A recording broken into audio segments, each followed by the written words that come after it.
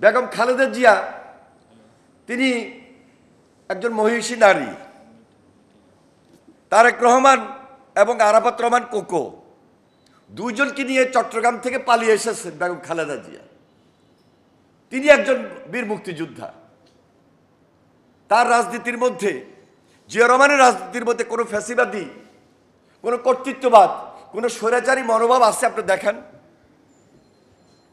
আজকে আসেন, বেগম খালেদা জিয়া যখন মিথ্যা মামলা সাজাপ্রাপ্ত হয়ে অসুস্থ হলেন, কারাগারে অন্তরীণ হলেন, 2018 নির্বাচনের পর তারেক রহমান উপলব্ধি করলেন বিদেশে বসে অত্যাচারিত অবস্থায়, নির্যাতিত অবস্থায়, যে একদলীয় শাসন চলে না, এক ব্যক্তির শাসন চলে না।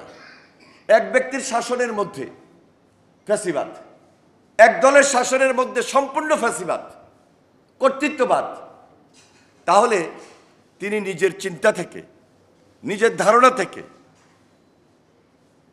তিনি তার পিতা, তার মা একজন গণমানুষের রাজনীতি করেছেন, আরেকজন আপোষের নেতৃত্ব থেকে আমাদের মতো ছাত্রদেরকে নিয়ে রাজনৈতিক অঙ্গনে আপোষের ভূমিকায় সংগ্রাম করেছেন, লড়াই করেছেন।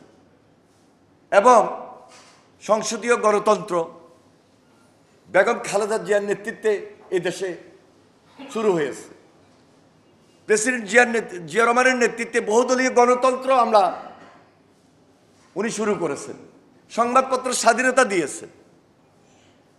তারেক রহমান যখন উপলব্ধি করলেন, দেখলেন 2018 নির্বাচনের পর, তখন তিনি আমাদের মতো আস্তে আস্তে আস্তে আস্তে গোটা জাতি যখন হতাশায় নিমজ্জিত, একটা অন্ধকারচ্ছন্ন, যার মনে এই দেশে নির্বাচন হবে না, আর মনে এই দেশে আমরা কেউ আন্দোলন সংগ্রাম করে একটা গণতান্ত্রিক সরকার প্রতিষ্ঠিত করতে পারবো না, তার সেই চিন্তা, তার সেই ধারণা থেকে তিনি তখন 31 দফার আগে 27 দফা তিনি ঘোষণা করলেন 2022 সালে।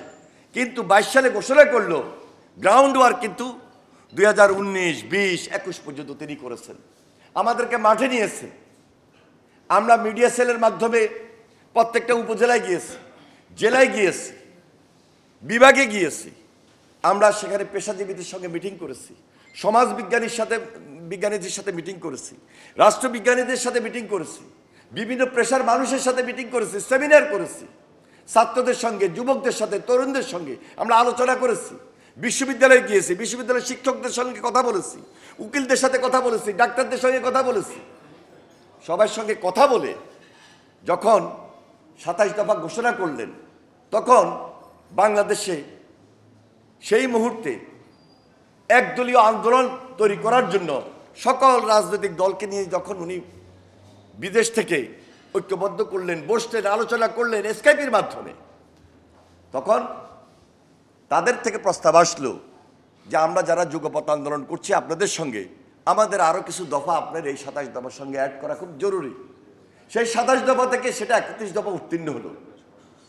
আজকে সেই 31 দফা, যেটা আমরা কখনোই চিন্তা করি না এত পপুলার হবে, এত জনপ্রিয় হবে, আজকে এই বর্তমান সরকার, অন্তর্বর্তীকালীন সরকার যে সংস্কারের আলোচনাটা করছেন, সেখানে যখনই দ্বিকক্ষ বিশিষ্ট পার্লামেন্ট হয়, পার্লামেন্টের আলোচনা হয়, যখনই পরপর 2 বার প্রধানমন্ত্রীর আলোচনা হয়, এবং গতকালকে যখন সিদ্ধান্ত হয় তারেক রহমানের উদারতা যে 10 বছরের বেশি প্রধানমন্ত্রী কেউ থাকবেন না, এই যে রাজনৈতিকভাবে নিজেকে দেশের জন্য এঙ্গেজ করা, দেশের জন্য নিয়োজিত করা, দেশের জন্য চিন্তা করা, তার চিন্তা থেকে, তার ভাবনা থেকে, তার মানসিকতা থেকে এটা এসেছে।